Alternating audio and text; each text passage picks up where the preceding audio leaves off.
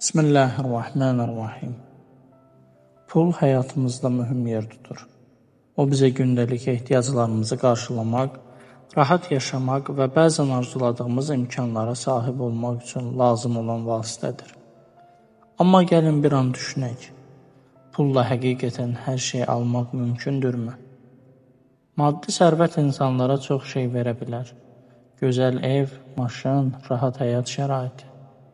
Amma pul qəlbinizdəki səmiyyəti, sevgi və hörməti, dostluğun və etibarın dəyərini almaq gücünə sahib deyil. Bunlar insanın ruhunda yaranan, qazanılan və qorunan ən qiymətli nemətlərdir.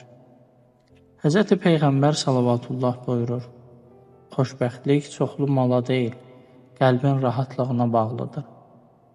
Sağlamlıq, əsl dostluq, ailə sevgisi və daxili rahatlıq pul ilə satılan şeylər deyil.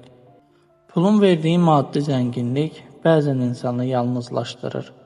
İnsanlığı və əxlaqı unudanda isə sonda heç nə qalmır. Buna görə pul yalnız həyatımızı yaxşılaşdırmaq üçün bir vasitədir.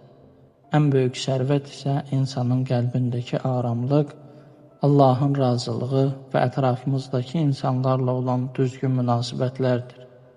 Həyatımızda maddi və mənəvi dəyərlər arasında balans quraraq, pulun bizi idarə etməsinə yox, biz puldan faydalanmağa çalışmalıyıq.